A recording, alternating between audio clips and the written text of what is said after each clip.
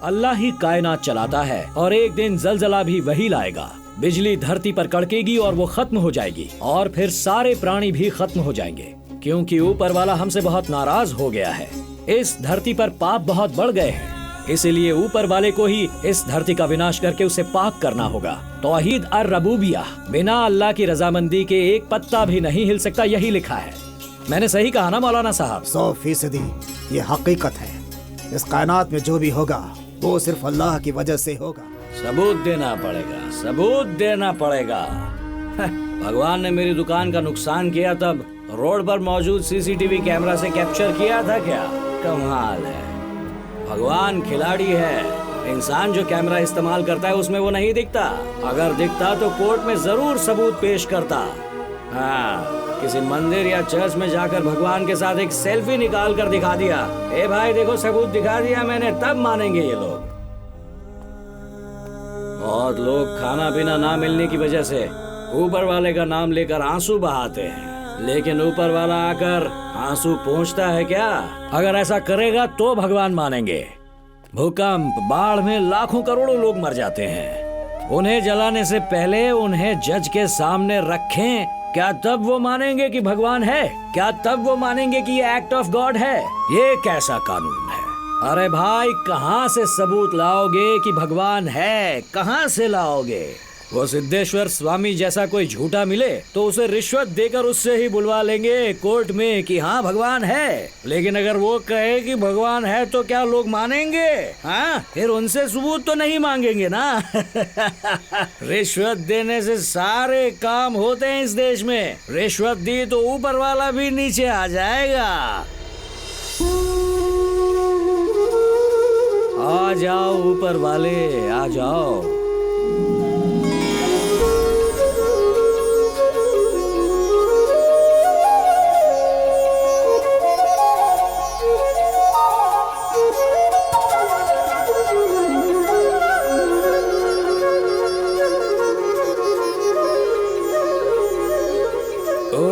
भगवान जी, क्या बात है, आप तो मंदिर से डायरेक्ट ही यहाँ पर आ गए। ओह, भगवान हो ना आप, भगवान हो। हाँ सुनो, मेरी एक प्रॉब्लम है। कोर्ट में सब कुछ लिख कर मांगते हैं ना, तो सबूत देना पड़ेगा कि भगवान है। तुम कोर्ट में चलकर बता दो ना तुम भगवान हो और तुमने मेरी दुकान तोड़ी है, शायद तुम्हारी बात मान जाएं। डायरेक्ट जाने से मान लेंगे? तुम्हारे पास भी आया था, तुमने कहा माना, तो कोर्ट कैसे मानेगी? सही कहा। क्यों सही है ना? मुकुंद ने भरोसा नहीं किया तो कौन करेगा? भरोसा ही जीवन आधार है। भरोसा, होप। हो भरोसा, मैंने ही भरोसा नहीं किया तो वो कैसे करेंगे? सब इसी तरह चलता रहेगा। कुछ नहीं हो सकता। सही पथ पर चलोगे तो कोई समस्या नहीं आएगी। सत्य और अच्छे कर्म हर अवरोध को स्वतः ही हटा देते हैं। दरअसल लोग तुम्हें एक लीडर समझने लगे हैं मुकुंद। लीडर? एक लीडर कमजोर नहीं पड़ सकता।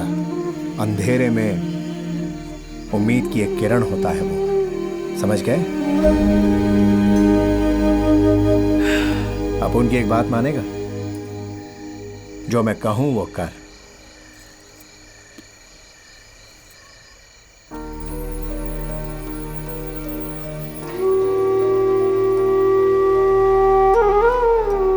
इसे पढ़, दिल लगा के पढ़ना। तेरे बीवी बच्चे तुझे छोड़कर चले गए, परिवार से दूर है तू, एकदम अकेला है, ये सब बातें भूल कर इसे समझ ले। इसे एक तपस्या समझ ले। सुन, अगर पढ़ने में मन न लगे तो उपन्यास या कहानी समझ के पढ़ लेना। हम कुछ लेकर नहीं आए और हम कुछ लेकर भी नहीं जाएंगे। तेरे हर प्रश्न का उत्तर तुझे इस किताब में मिलेगा, हर संदेह का समाधान मिलेगा, इतनी गहराई तक जहां तक तू कभी नहीं गया।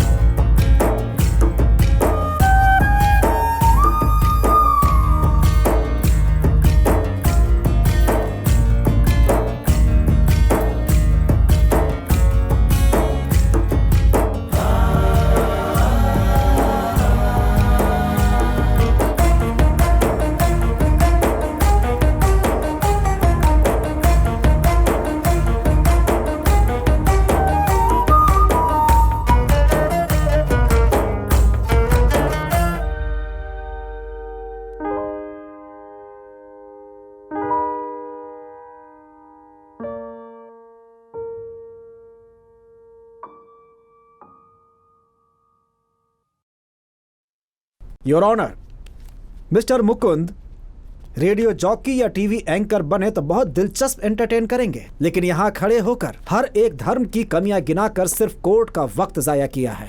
शायद ये अच्छे पॉलिटिशियन भी बन सकते हैं, जहाँ आरोप प्रत्यारोप लगाना आम बात है। क्यों मिस्टर मुकुंद, आज फिर से नया आरोप लगाएंगे या इस बार कोई ठोस एविडेंस प्रस्तुत करेंगे? योर ऑनर, अब मेरे सवालों का जवाब बस एक ज्ञानी आदमी ही दे सकता है। आप में से जो ज्ञानी हो कटघरे में आ जाए। मैं महाज्ञानी की बात कर रहा था।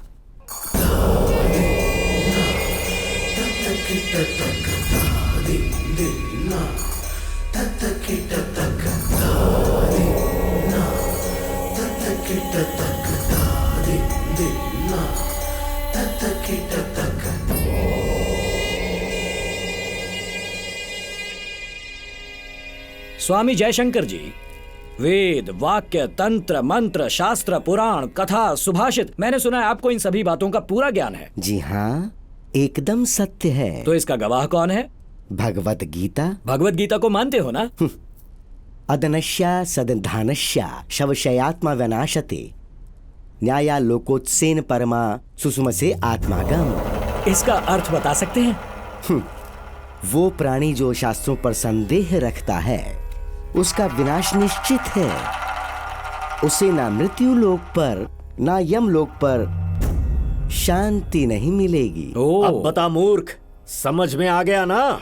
योर ऑनर, ये बड़ा ही इंटरेस्टिंग कैरेक्टर है। इनकी समझ में कुछ नहीं आता, लेकिन दूसरों को पूछते रहते हैं कि समझ में आया या नहीं। स्कूल में ऐसे बच्चे होते हैं ना, जो ना पढ़ाई में ध्यान देते हैं ना खेल कूद में, बस लाइन में खड़े रहकर तोते की तरह रटते रहते हैं। वैसे ही ये भी नकली साधु हैं। चुप हो जा मुकुंद, अज्ञानी, अविवेकी, मुझ जैसे सिद्ध महापुरुष का अपमान करता है। तुझे नर्क में भी जगह नहीं मिलेगी। हो। तो आपने नर्क का कॉन्ट्रैक्ट भी ले लिया? नर्क में आपका साइड बिजनेस भी शुरू कर दिया? क्या बात है? साइलेंस, दुष्ट अहंकारी, तू मेरा अपमान करता है। मैं तुझे छोड़ूंगा नहीं। क्या मैं क्रोध को शांति से जीवन लीला कर दूंगा। स्वामी जी का अपमान किया है। इसे जीने का कोई हक नहीं। दुखेषु उद्विग्न मनः सुखेषु विगतस्पृदः भीतराग भय क्रोधः स्थिति धीर मनुष्यते। द्वितीय अध्याय श्लोक 56। अर्थात मनुष्य को सुख दुख दोनों में बराबर सोचना चाहिए। डर और क्रोध का त्याग करके वो मुक्त हो जाना चाहिए। जिसकी बुद्धि स्थिर होती है वही सिद्ध पुरुष कहलाता है। सिर्फ 2 बातें सुनकर मुझ पर क्रोधित हो गए, मारने को तैयार हो गए, ये सिद्ध पुरुष हैं। ये कैसे इंद्रियों को नियंत्रित करेंगे? ये है इनकी सिद्धि। माय लॉर्ड, कुछ कहना चाहूंगा। मिस्टर मुकुंद, सिद्धेश्वर जी सिद्ध पुरुष हैं, स्वामी हैं या पाखंडी हैं, ये सिद्ध करने के लिए आप कोर्ट में नहीं आए। कोर्ट को यह सबूत चाहिए कि दुकान को नुकसान किसने पहुंचाया। मैं शुरू से यही तो कह रहा हूँ, उसी भगवान की वजह से नुकसान हुआ है। सबूत कहाँ है? शांत हो जाइए, शांत हो जाइए, वही देने तो मैं आया हूँ। हाँ, तो स्वामी जयशंकर जी, भगवत गीता भगवान ने ही लिखी है ना? यानी उसमें लिखा सब सच है? हर वाक्य, हर एक शब्द सत्य है और सिर्फ सत्य। इस बात को नोट किया जाए जज साहब। एतद्योनिनि भूतानि सर्वाणित्युपधारय अहम कृत्स्नस्य जगतः प्रभवः प्रलयस्तथा। ये आपने सुना होगा। ये शास्त्र, धर्म और भगवान की बातें हैं प्राणी। एक परम योगी से इसकी परीक्षा लोगे तो लोग तुम्हें मूर्ख समझेंगे। तो फिर आप इसका मतलब कोर्ट को बता सकते हैं? पंच तत्व मुझसे उत्पन्न हुए। सृष्टि का आरंभ और अंत मैं ही हूँ। आप हो? नहीं, भगवान है। भगवान है। पॉइंट नोट किया जाए। भगवत गीता में ये कहा गया है, गतिर्भर्ता प्रभु साक्षी निवासः शरणम सुहृत् प्रभवः प्रलयः स्थानम निधानम बीजम अव्ययम्। ये श्लोक भी भगवत गीता से ही सुना रहा हूँ। इस सृष्टि की गति, आधार, स्थान सब कुछ मैं ही हूँ। कर्ता मैं हूँ और हर्ता भी मैं ही हूँ। भगवान ने ये अच्छी तरह बताया है माय लॉर्ड। आपको चाहिए वो सारे सबूत इस भगवत गीता में अच्छी तरह मौजूद हैं माय लॉर्ड। योर ऑनर, इस बात पर मुझे आपत्ति है। गीता में लिखा भी है तो ये सबूत कैसे हुआ? इसमें क्या श्री कृष्ण के सिग्नेचर हैं? कोर्ट में मैं सच कहूंगा और सच के सिवा कुछ नहीं कहूंगा, ये प्रतिज्ञा हम भगवत गीता पर हाथ रखकर ही खाते हैं ना। अगर इसे मानते नहीं तो इसकी कसम क्यों खिलवाते हैं लोगों से? हाँ, ऑब्जेक्शन माय। Objection overruled. अब आप बैठ जाइए प्लीज। यही बात मैंने कुरान में भी पढ़ी है जज साहब। अल्लाह ही कायनात चलाता है और एक दिन जलजला भी वही लाएगा। बिजली धरती पर कड़केगी और वो खत्म हो जाएगी और फिर सारे प्राणी भी खत्म हो जाएंगे, क्योंकि ऊपर वाला हमसे बहुत नाराज हो गया है। इस धरती पर पाप बहुत बढ़ गए हैं, इसीलिए ऊपर वाले को ही इस धरती का विनाश करके उसे पाक करना होगा।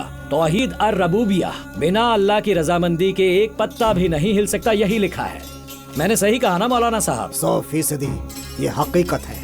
इस कायनात में जो भी होगा वो सिर्फ अल्लाह की वजह से होगा। हाँ माय लॉर्ड, यही बात बाइबल में भी लिखी है। Chapter 54 verse 16, I who created, I have also created the reason to destroy. इन तीनों ग्रंथों की बातों का एक ही मतलब निकलता है, वो ये कि भगवान है, उसने मेरी दुकान को बर्बाद किया है। यही है एक्ट ऑफ गॉड। इस एक्ट ऑफ गॉड की वजह से यहाँ मौजूद लोगों का बहुत नुकसान हुआ है, जिसका भुगतान ऊपर वाले को करना पड़ेगा। आप ही बताइए, भगवान है ये हम कैसे जाने? भगवान के नाम पर फ्रेंचाइजी खोलकर बैठे इन ब्रोकर्स, दलाल, एजेंटों को इसीलिए हमें पैसे देने पड़ते हैं। I object to this. Objection की क्या जरूरत है? ऑब्जेक्शन मत कीजिए ना। अगर भगवान ने इसने ये बात प्रूव कर दी तो हम इंश्योरेंस वालों को पैसा देना पड़ जाएगा। हिज राइट सर, भगवान है। थोड़ी देर चुप बैठोगे? मुझे काम करने दो। बैठो, प्लीज सिट डाउन। भगवान कहाँ हो तुम? कहाँ हो?